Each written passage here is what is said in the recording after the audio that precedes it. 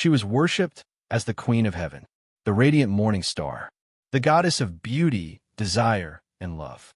But behind the hymns sung in her name, behind the temples built in her honor, lies a truth far darker. Because Ishtar was no gentle goddess of romance. She was a storm, seductive, destructive, and unstoppable. To follow her was to taste ecstasy, but to love her was to invite ruin. This is the messed-up origin of Ishtar, the goddess of sex and destruction. In the earliest days of the world, when the Tigris and Euphrates carved life into the deserts of Mesopotamia, Ishtar came into being.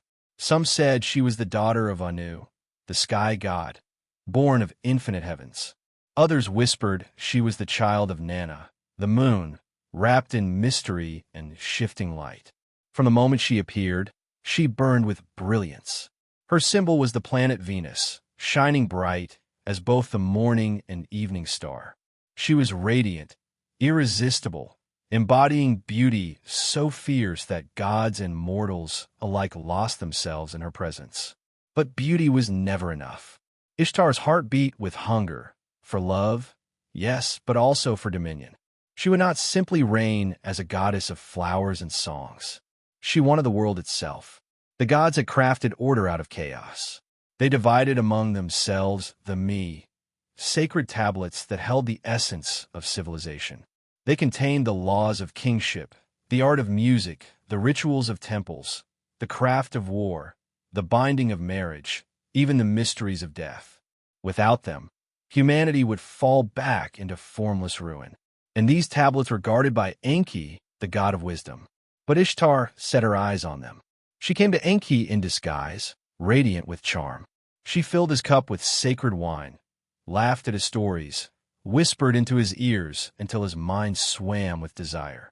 And while he was lost in drink, she pressed him for the tablets, coaxing them into her hands with the art of seduction. When Enki realized what had happened, she was already gone. She had boarded her boat, sailing the waters back to her city of Uruk, carrying with her every secret of culture and order. Ishtar had stolen civilization itself. Uruk became the beating heart of Mesopotamia, her chosen city. There, she was honored as the patron goddess of power, love, and sexuality. But she had not inherited this by destiny. She had taken it through trickery and lust. To her worshippers, Ishtar was a paradox.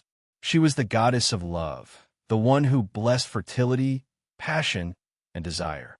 But she was also the goddess of war, her temples echoing with both sacred songs and the clash of weapons. Her priests and priestesses carried out rituals of sacred sexuality, offerings of flesh meant to stir fertility in the land.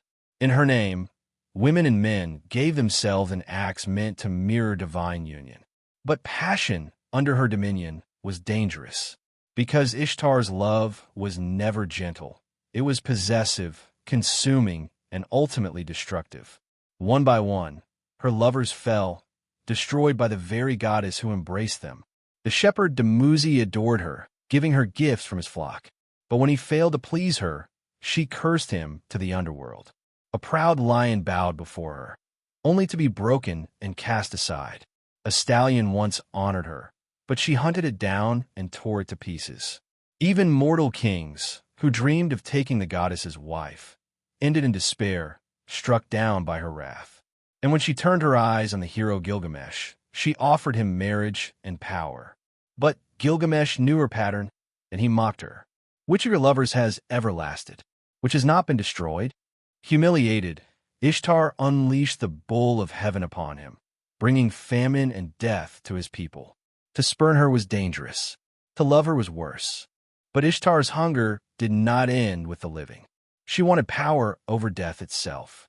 And so she descended to the realm of her sister, Ereshkigal, queen of the dead. At the first gate of the underworld, the guards stopped her. "You may enter," they said, "but the law of this realm is clear. At each gate, you must surrender part of your glory."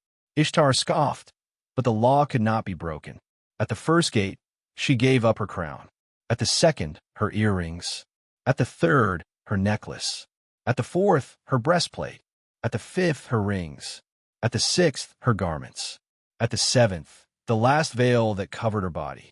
By the time she stood before her sister, the Queen of Heaven was naked, stripped of every symbol of her divinity. And Ereshkigal struck her down. Ishtar's corpse was hung on a hook, left to rot in the shadows of the underworld. The moment Ishtar died, all desire vanished from the world above. Men and women no longer touched each other. Animals refused to mate. Fields stopped growing. The earth itself fell barren. Without sex, there could be no life. Without Ishtar, the world was dying. The gods panicked. They sent their messengers to plead with Ereshkigal. They offered her gifts, tricked her with spells, until finally she relented. Ishtar was revived, pulled from the hook, her eyes opening once more. But there was a price. The laws of the underworld demanded a replacement. Someone else had to take Ishtar's place among the dead. And when Ishtar returned, she found her lover Tammuz sitting in splendor, dressed in fine robes, celebrating instead of mourning her absence. Fury burned in her heart. With a cold smile, she condemned him. Tammuz was dragged into the underworld, chained to the shadows. For half the year, he would remain there, rotting in darkness. For the other half, he would be released, bringing fertility back to the earth. Through this cruel bargain, the cycle of the seasons was born, life and death, abundance and famine, forever bound to Ishtar's betrayal. This is the legacy of Ishtar. She was the goddess of sex, but her love destroyed. The goddess of fertility, but her hunger brought famine. The goddess of civilization, but she gained it by theft and deceit. She was adored and feared, the radiant Venus in the sky, yet the shadow behind every embrace.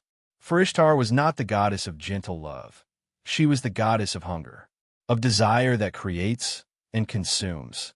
And her story is the oldest reminder in human myth that passion is power, and power always demands a price.